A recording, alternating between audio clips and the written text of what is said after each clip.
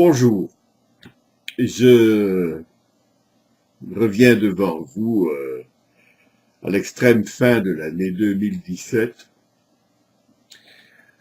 motivé par le climat actuel qui règne autour de l'affaire Weinstein et aussi donc tout ce qui concerne le harcèlement sexuel et les violences faites aux femmes et j'avais envie de partager ma compréhension de tout ça et quelques idées que j'ai à propos de cette question. Tout d'abord, la chose qu'on vient de dire en tout premier lieu, c'est que il faut sanctionner avec, mais la plus grande sévérité, tout ce qui est viol, violence conjugale ou autre, maltraitance des enfants et des filles en particulier. Euh, Ça, c'est un point qui ne saurait admettre de discussion à mes yeux. Et quelle que soit la situation, en d'autres termes, il ne s'agit pas de dire oui, mais elle l'avait bien cherché, tout ça. Il se peut, je reviendrai sur ce point, que certaines jeunes femmes se risquent à des manœuvres imprudentes sur le plan vestimentaire ou fréquentation et tout ça, mais même dans ces cas-là, ça ne justifie pas qu'il y ait un recours quelconque à des violences physiques. Donc ça, c'est la première chose que je voulais dire. Mais je pense qu'il y a quand même une échelle à établir. Tous les comportements ne doivent pas mériter les mêmes sanctions. On ne peut pas comparer quand même un viol ou des coups à quelqu'un qui siffle une fille dans la rue. Euh, Même si la chose peut être d'ailleurs diversement appréciée par les femmes elles-mêmes. Il y en a que ça peut rassurer sur leur féminité, leur beauté, leur sex appeal, et d'autres peuvent trouver ça parfaitement grossier. Et toutes ces attitudes, à mes yeux, sont valables. Hein. Mais enfin, d'après moi, elles ne devraient pas entraîner de sanctions, comme aussi euh, ça fait quand même partie de la drague normale que de risquer un geste, parfois poser la main, prendre la main d'une femme ou poser sa main sur ses jambes, sur ses cuisses, sur ses hanches. Euh, Ça peut être vécu comme une inconduite, mais de là à en appeler à un jugement quelconque par une autorité quelconque, ça me paraît ça me paraît injustifié. Donc, il y a une question de degré dans les, les problèmes qui se posent. Et comme je l'ai déjà suggéré dans mes toutes premières phrases, les femmes doivent apprendre aussi à gérer ces choses-là. Il y en a qui vont faire du karaté, il y en a qui vont apprendre simplement intégrer des principes de leadership qui vont être capables, même si elles ne sont pas physiquement de taille à résister à un homme, à pouvoir les intimider par une attitude ferme. Et je connais plein de filles qui sont capables de faire ça, quoi, et qui euh, s'en tirent très bien dans la vie. Un peu comme on recommande, si moi j'ai fait pas mal de safaris en Afrique, et voilà, on nous disait si vous êtes devant un fauve, il faut pas fuir parce qu'à ce moment-là, le lion, s'il s'agit d'un lion, comprend que vous êtes une proie potentielle. Si vous ne fuyez pas, qu'il s'agisse d'un lion ou d'un requin, c'est pareil. Il semble que ils les réfléchissent à deux fois et si on parle, l'animal, qui soit peut-être plus difficile avec un requin évidemment, mais en tout cas s'il s'agit d'un lion ou d'un léopard, il est impressionné par la voix humaine. C'est quelque chose que les animaux ne sont pas capables de faire. Et donc, il y a moyen d'intimider ou un chien, un gros chien qui est très puissant, il y a moyen de l'intimider et de ne pas se faire mordre. Donc, je pense qu'on devrait, à l'époque actuelle, prendre en compte que les femmes ont à prendre à une certaine gestion de cet aspect de leur vie.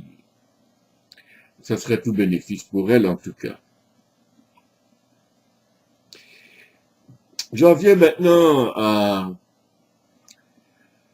ces prises de position sur Twitter avec hashtag balance ton porc, que je trouve une formule vraiment malheureuse. On peut bien penser qu'un type comme Weinstein est un porc, je serais assez du même avis, mais ce hashtag balance ton porc me fait penser à l'épuration, qui est cette période qui a suivi la Deuxième Guerre mondiale, où on dénonçait à qui mieux celui qui avait dénoncé des Juifs ou collaboré avec les Allemands ou fait du marché noir, ou les femmes qu'on tondait pour avoir eu des relations sexuelles avec des soldats allemands et tout ça. Et entre autres, les ennuis qu'a eu Arletty, la grande star de cinéma française de cette époque-là, qui a été inquiétée après la guerre parce qu'elle avait eu un amant qui était un officier allemand et qu'elle aimait d'amour, et elle a dit cette phrase avec sa gouaille que son cœur était français mais que son cul était international. Et je pense que ça a calmé un peu les gens autour d'elle. Mais elle a bénéficié par son statut de vedette de cinéma, d'une certaine clémence que n'ont pas eu bien d'autres femmes qui ont été tondues, auxquelles qu'on a promené en public avec des croix gammées dessinées sur leur crâne et on leur crachait dessus, etc. Et qui me paraissaient des comportements exagérément punitifs, à mon avis. Et croyez bien que je n'ai aucune sympathie pour la collaboration, le régime nazi, étant moi-même d'origine juive et vivant déjà à cette époque-là, puisque je suis né en 1938, au moment de l'Anschluss. Donc, j'ai connu la guerre et j'en ai souffert. Mais c'est aussi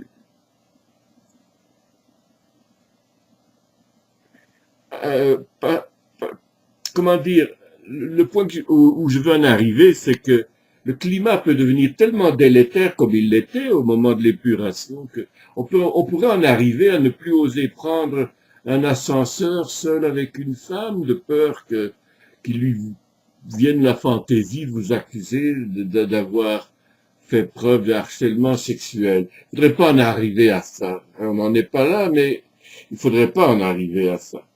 Au passage, je voudrais quand même noter, en repensant à Arletty, que il y a des gens, à cause de leur notoriété, pour lesquels on n'a pas les mêmes exigences morales. Moi, j'ai observé, par exemple, dans mes nombreux voyages en Asie, que le tourisme sexuel était largement critiqué et parfois avec la méconnaissance des, comment dire, des critères de vie locaux, quoi. Il n'est pas rare de voir en Thaïlande ou aux Philippines des filles qui à 15-16 ans sont déjà mères de 2 ou 3 enfants. Alors c'est pas des lycéennes avec des petites chaussettes blanches qui sortent de l'école. Sont des femmes mûries trop tôt, certes, mais ce sont des femmes. Et donc, il faut tenir compte de l'ambiance sociale du pays dont on parle, les critères religieux, sociaux, etc. Et ce n'est pas toujours aussi simple.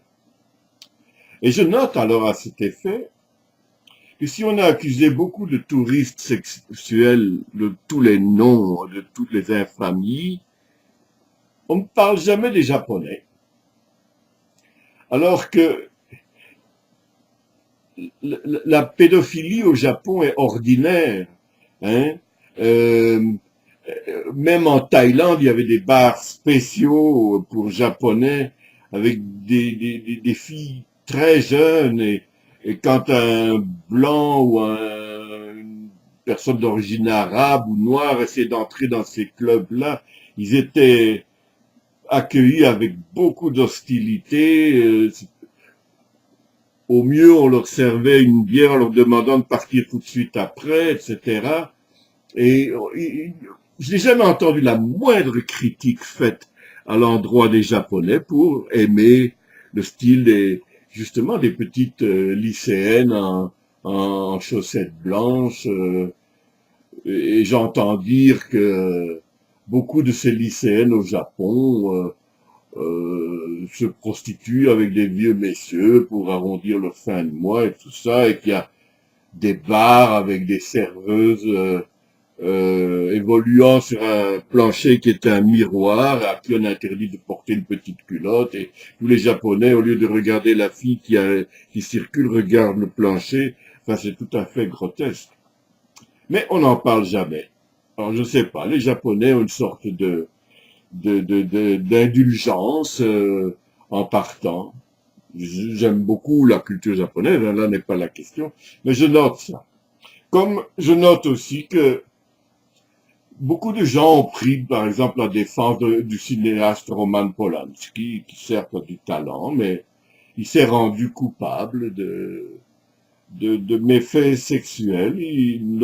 Même s'il y a eu un arrangement avec la fille, aux yeux de la loi américaine, il a des comptes à rendre et ben, moi je suis d'avis qu'il les rende comme n'importe quel contribuable est obligé de le faire et ce n'est pas son talent qui doit changer les choses.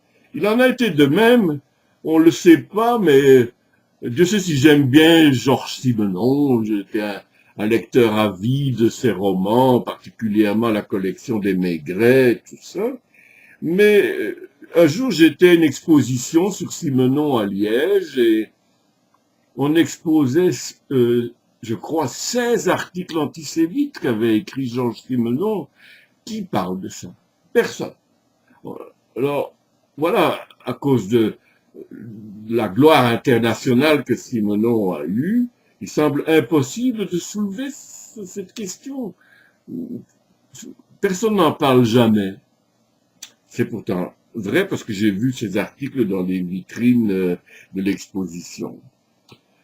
Même chose, ben voilà, j'ai parlé d'Arletty, mais Louis-Ferdinand Céline a nombre d'admirateurs pour la qualité de son écriture, qui est indéniable, pour la nouveauté qu'il a introduit dans la structure même du roman français, tout ça. Mais enfin, c'était un fiefé antisémite, et Dieu sait que euh, il a écrit des choses horribles sur les Juifs, du genre tuer-les tous et tout ça, et moi oui, j'ai lu Le Voyage au bout de la nuit, mais voilà, même si je considère que c'est un grand écrivain, j'ai des réserves quant à euh, me gargariser de son œuvre à tout bout de champ. Et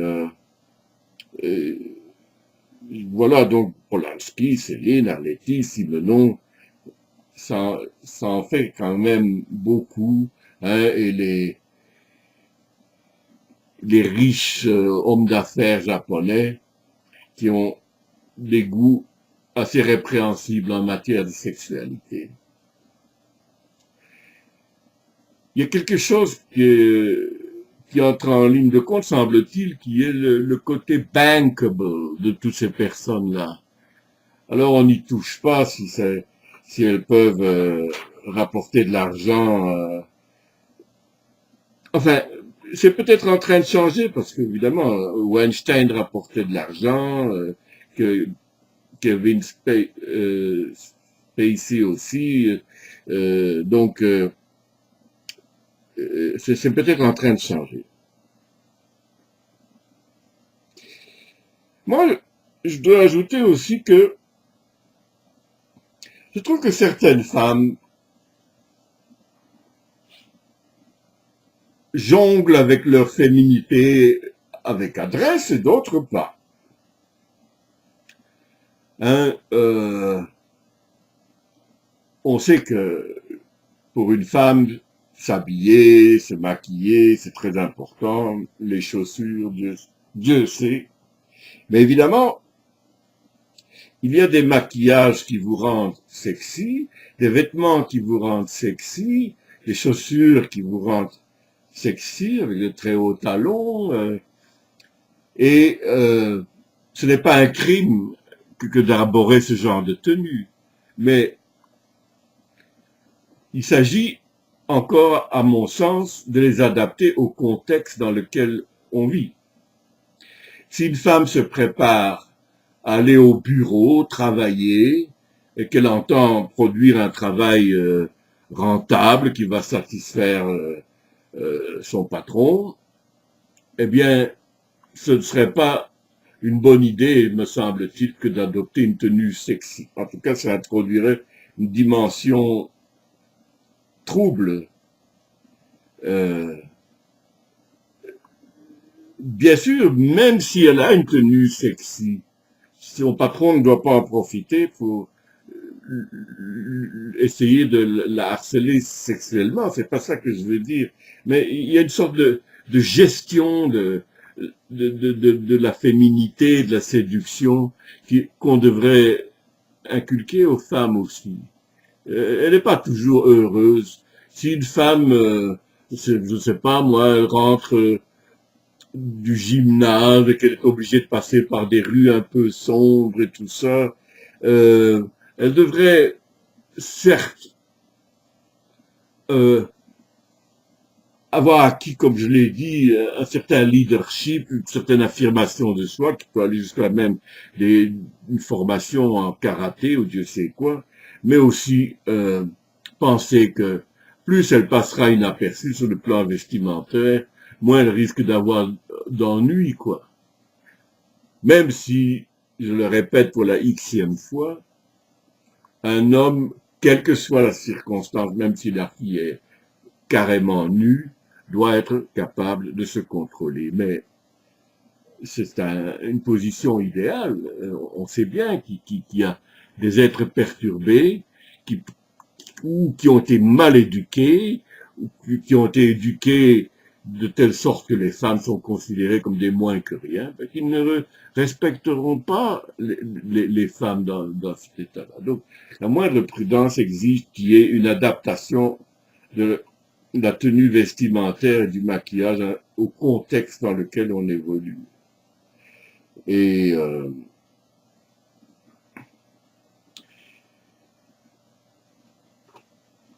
comment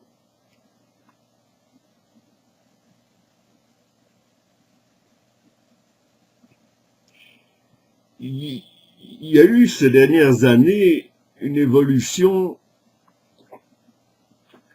très, elle a été très lente, en tout cas en milieu francophone européen, pour les femmes hein, qui n'ont eu le droit de vote qu'à la libération, mais enfin, il faut quand même se rendre compte que le fait d'avoir eu 2 guerres mondiales où beaucoup d'hommes sont morts, ont obligé les femmes à travailler en usine pour faire des armes, des obus, des munitions.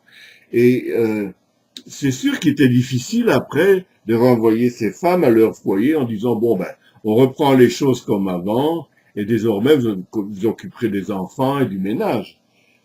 Et alors, comme les femmes ont commencé à investir le milieu du travail, c'est sûr que la maternité est un désavantage par rapport aux hommes. Et la défense de l'avortement, qui a été le combat de Simone Veil, se comprend de ce point de vue-là, même si on peut avoir des réserves sur... on a quand même dit beaucoup de conneries là-dessus. Il y a bel et bien interruption d'une vie. Là. Il ne s'agit pas de dire oui, mais l'embryon est un amas de cellules. Non, c'est pas vrai. À un moment donné, euh, le top est donné et les lettres vivantes commencent, même s'il est en formation. On est d'ailleurs en formation toute notre vie, hein, mais même si je pèse 120 kilos, mais 120 kilos ne sont pas les mêmes 120 kilos que mes 120 kilos d'il y a 20 ans. Tout a été changé. Donc, ça, c'est un mauvais argument. Mais je comprends que socialement, le divorce soit justifié pour l'égalité des femmes devant le milieu du travail. Et cependant, Simone Veil elle-même a dit que l'avortement reste un drame pour toute femme et il faut le savoir, ça. Euh, Moi-même, j'ai insisté dans ma vie pour que mon épouse, ma première épouse en tout cas, avorte et ça, elle l'a fait plus pour me faire plaisir que parce qu'elle en avait vraiment envie. Et ça a été un drame pour elle toute sa vie. Et je l'ai réalisé que bien plus tard, n'est-ce pas? Donc, euh, je ne suis pas sûr que le but du féminisme qui est la libération féminine, euh, tous azimuts, et qu'elle soit les égales des hommes devant le travail et tout ça, qui est légitime, c'est pas ce que je veux dire. Je ne suis pas sûr que ça les conduise au plein épanouissement. Voilà, ça c'est une petite réserve que j'ai et sur laquelle je vais terminer cet exposé. Non sans, puisque nous sommes aujourd'hui le 30 décembre, euh, probablement cette vidéo sera sur YouTube demain, donc on sera le 31. Alors j'en profite, comme je le fais chaque année, pour souhaiter à tous ceux qui s'intéressent à mes causeries d'excellentes fêtes de Nouvel An et une année 2018 pleine de gratifications en tout genre, et particulièrement aux femmes, puisque on les aime, on veut qu'elles soient épanouies et qu'elles soient respectées dans tous les secteurs de l'activité humaine. Je vous remercie.